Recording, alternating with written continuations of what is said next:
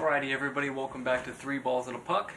My name is Bradley Velasquez, and I just want to mention what today's video is going to be. It's going to be the top 16 starting NFL quarterbacks, or essentially the top half. I wrote all the teams here, all the quarterbacks here by AFC and NFC. Maybe we can do a tally at the end and see, I guess, in my opinion, which conference has the better quarterbacks. And I wrote down the 19 I think even have a shot to get here. That way I don't get confused on this, or I accidentally leave off like Breeze or something when I get all the way down to number 4, and then I don't have enough space to squeeze them in, and then I got to redo the video because it's easy to miss a quarterback when you're doing it like this. But these are my top 16, and essentially the way I'm doing this is that if you had to win one game, or you had to win, I guess, if you think this team can carry his team to the Super Bowl and win it, that's the way I do it. I don't base it off of, is he good in fantasy football? Because I guarantee if someone sees my list, they're probably going to go, why is this guy on the list and this guy isn't? And that's the reason why. I don't care about age. I'm not talking about top 16 starting NFL quarterbacks going forward. It's the top 16 NFL starting quarterbacks this year based on what they're going to bring to the table. And I'll touch on some other ones, the reason why maybe they don't make the top 16. But anyways, shout out to the guy in the comments. General Mangle actually suggested this video, so thank you. And if you have any other suggestions, anybody who stumbled across this video, feel free. So I'm going to start by doing a few honorable mentions. And I'm not going to write them out, but I'm just going to mention the 3 that I think are my honorable mentions are going to be Deshaun Watson. I'll put a star next to him. I'm going to go with Ryan Tannehill. And then I'll go Joe Flacco, which he'll be on the AFC side.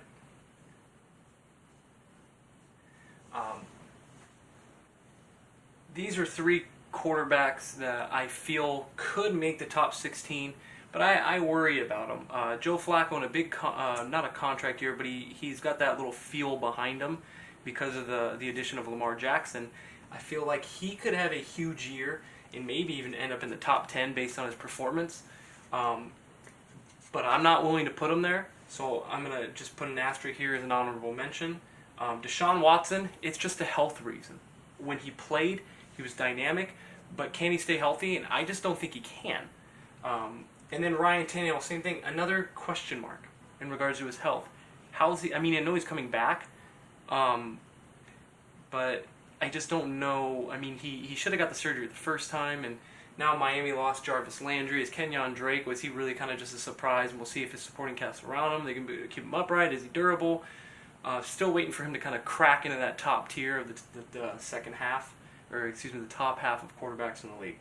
So I guess without further ado, I'll go from there, and I'm going to put number 16. I'm going to put Marcus Mariota. And the reason why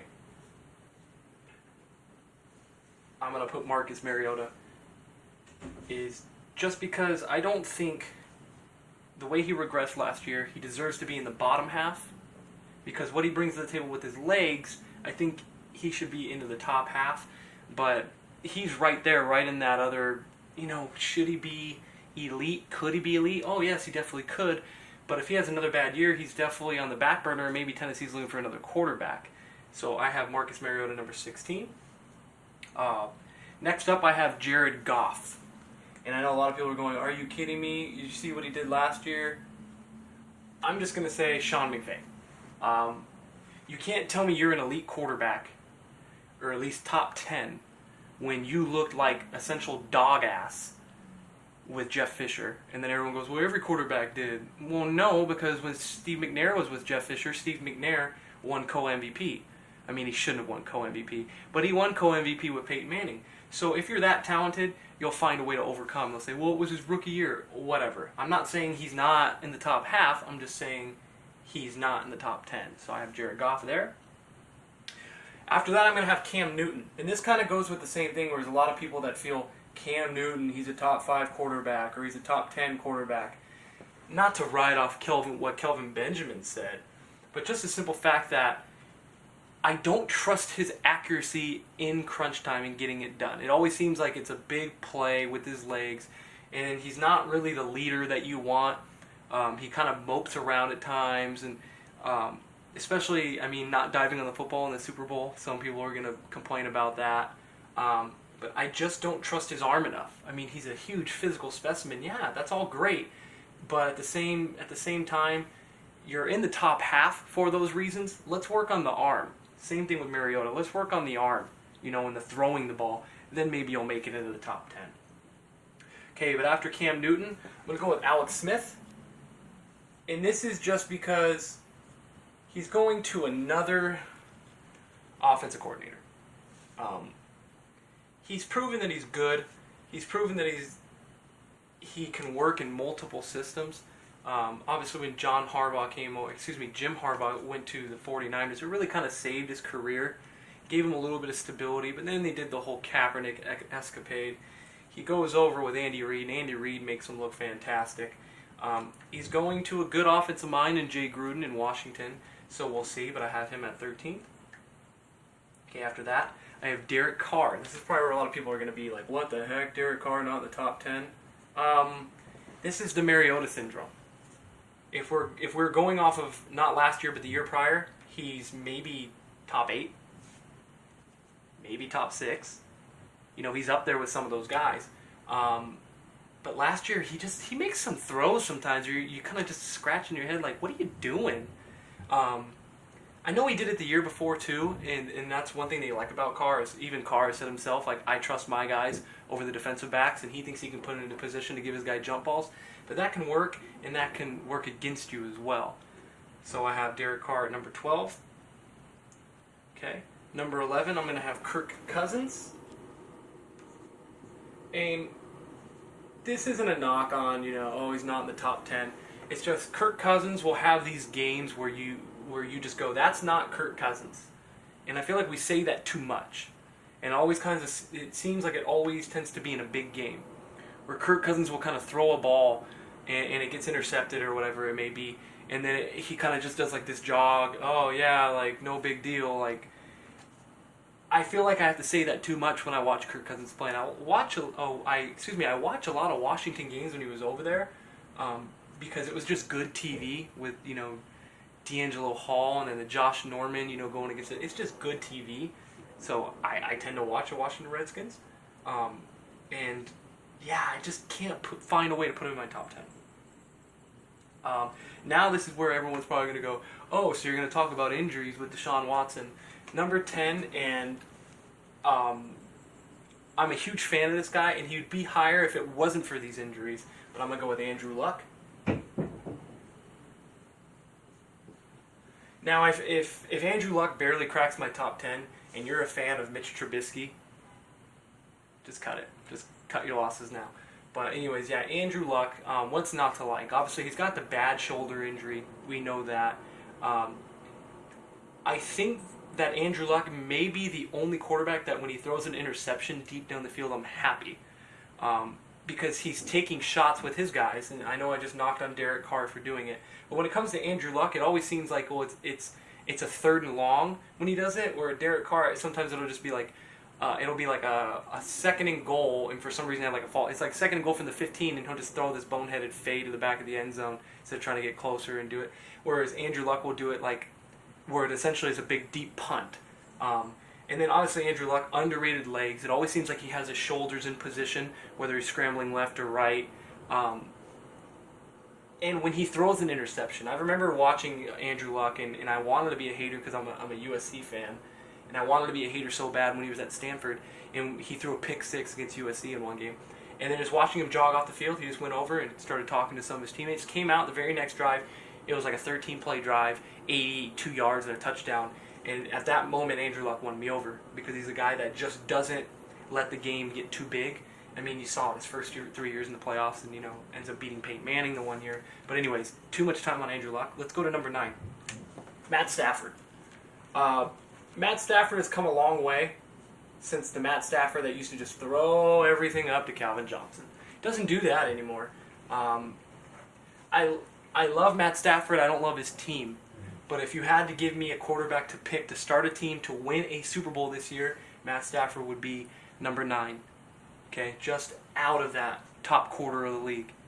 Or, yeah, top quarter of the league. Just right outside that. But I love Stafford, love his arm, love how aggressive he is, and I'm obviously a Dodger fan. Love the fact that he's friends with Clayton Kershaw. Okay, so on to the last quarter, the upper quarter of the league, the last 8 people. Okay, I know already some people are sitting there going, one of two things, are sitting there going, this guy's not on the list in the top 8, where does he go? Well, I'm just going to mention it right now, just in case you're waiting for it. Jimmy Garoppolo is not in the top 8.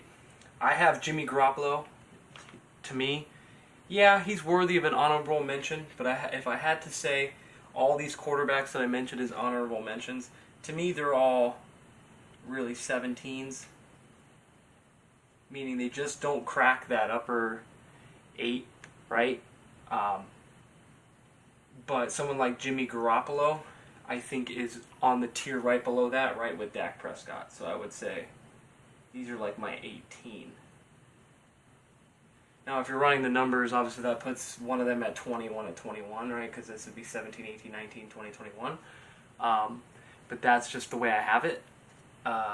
I don't think we've seen enough out of Jimmy Garoppolo to really say that we've had a fair assessment of what he's going to be. And for anybody to put him in their top 16 is just absurd. I don't care what Kyle Shanahan has said. I don't care what John Lynch has said. I don't care what Bill Belichick or Josh McDaniels or Tom Brady or Robert Kraft or anybody that's been involved with Jimmy Garoppolo can say, because you have to play games to get an assessment.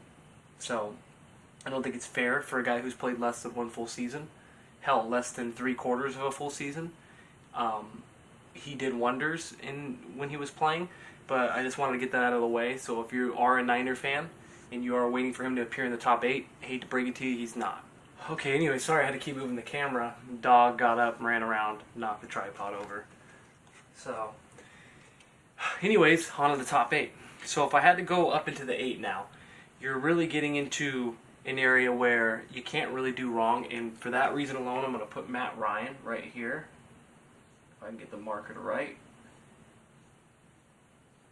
Now, Matt Ryan, the reason why I have him in the top 8 is because I feel like he's elite enough to be in that top 25% of the league, but the way he performed and in the Super Bowl, not last year but the year before, was disappointing. I felt like he should have went to Kyle Shanahan, and he should have went to, that coaching staff, and he should have been able to tell them, hey, we need to run the ball, we need to run the clock out. He did make some big throws, but it was more of a Julio Jones amazing catch down the sideline. But he made some boneheaded mistakes, like taking the sack, which took him out of field goal range. It can go on and on and on. But for that reason alone, I think that Matt Ryan, he belongs in the top 8, but I can't say that the 7 guys above him, I trust him more than the 7 guys above him, which would lead right into the next guy, who I have immense trust for, and I feel like he does not get enough credit, and that's Phillip Rivers.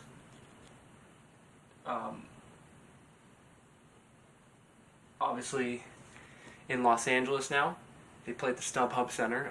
I feel like Phillip Rivers might be the most underrated quarterback, if not ever, definitely out of that draft class. When people want to talk about Eli Manning, who's not making my list, not even showing up in the top 22 numbers-wise. Phillip Rivers consistently gets it done. He's played through injuries. He's played with bad offensive lines. He's played with good offensive line. He's had good running backs. He's had bad ones. He's had good wide receivers. He's had a plethora of injuries. He seems to, no matter what, be a constant. And to look at the numbers he's put up, he's right there, right behind. I believe he's right behind Ben and right behind Eli. If not, he's slightly in front of him. They're all, really close. But just to think he has not missed much time, and he's right there. Now, obviously, he didn't have the Super Bowls, but he's a Hall of Fame caliber guy. Okay, after Rivers, the guy who was drafted, that would be, technically he was drafted 4th, and obviously Big Ben was drafted after him, so the guy was drafted right after him, Roethlisberger. That's not showing up very well. Let me rewrite that. But anyways, yeah, Big Ben. I feel like Big Ben is another one of those guys where, because he's so hard to bring down in the pocket, a lot of people go, oh, well, he doesn't have a big arm or whatever it may be. I don't know why. I think Roethlisberger is very underappreciated in his accuracy and his arm strength, in his mobility, in his toughness. He can be a prima donna at times. It seems like he gets hurt a lot, and that's the reason why I have him at 6 and not at number 1. Big Ben has proven time and time again. Obviously, he's been in 3 Super Bowls. That, can you lay down, buddy? That he can get it done, but he has made some boneheaded mistakes. So yeah, going from there, that's the reason why he's at 6, and he's not a little bit higher, is because of durability, and he tends to have that real bad interception, and his plus minus home and away statistics are a little alarming at times. So that's why Big Ben's number 6. Now after this, I'm gonna go with Russell Wilson. Jeez, this thing just does not want to write. And now it wants to write really dark. Okay, so anyways, Russell Wilson. Russell Wilson seems to be at the same curve where Big Ben was. They both started on great teams, great defensively, great running games. They both won Super Bowls at a young age when they didn't have to predominantly do too much. They both lost Super Bowls at a young age where they made a boneheaded mistake. Pick 6, interception in the end zone. Now they're both playing with terrible offensive lines. Difference is Ben Roethlisberger still had an amazing defense. Russell Wilson doesn't have that defense anymore. Ben obviously won Super Bowl 40 with that terrible offensive line. Or excuse me, Super Bowl 43 with that terrible offensive line. So Russell Wilson seems to be a little bit more athletic, not as big, obviously, but just as elusive in the pocket. So I have Russell Wilson at number 5. Okay, after that, you're kind of getting down to the guys where you shouldn't be upset with anything. And here I'm going to go with Drew Brees. And the only reason why I'm going Drew Brees here is simply the age. I don't think that he's dropped off that much, but he is definitely a top 5 quarterback to me. He continuously gets it done at a guy who claims he's 6 feet tall, even though he's probably only about 5'11 and a half. They probably round up for that, but he consistently gets it done. He's a student of the game, and that sounds cliche to say, but he really is. He really dedicates himself to making sure he's trying to get the right play call in every single time. And just like Peyton Manning, just like Tom Brady, they actually sometimes struggle with that, trying to call the perfect play. Brady's a little bit better at it, but I know Manning said it, and Brees in an interview actually said the same thing on, I believe it was Fox in the Morning, where he said sometimes taking the 3-yard run is so hard, even though that may be the best play, and that's something that he's learned late in his career. And yeah, I have Drew Brees at my 4th best quarterback of 2018. After that, I'm going to go with Carson Wentz, and this is, I'm predicting he is going to be healthy, because Carson Wentz felt like Ben Roethlisberger in shape, is what it felt like. And that's not a knock on Roethlisberger's shape, but he will be able to scramble. He'll be able to put his body in certain positions and still deliver the ball downfield. And he took a lot of punishment last year that a lot of people didn't notice in what played about a few, like I think it was 5 or 6 minutes after his injury, and still threw a touchdown pass. I had him in fantasy. He did wonders for me. But this would have been your MVP last season if he didn't get hurt. Obviously, thankful Nick Foles was able to get it done for Philadelphia fans out there. While Wentz is on the sideline, it was sad to see. But Carson Wentz is my 3rd best quarterback. And yeah, I think there's only 2 people better than him. And number 2, I'm going to go with Tom Brady. The 41-year-old Tom Brady.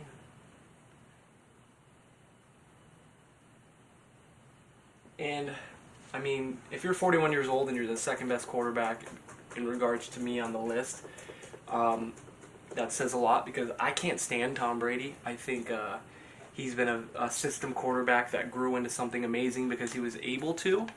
And I feel like, for example, if you put Alex Smith in that system with Belichick for 15 plus years, Alex Smith would be just as good as Tom Brady was. But he showed durability. He showed that he's changed his diet.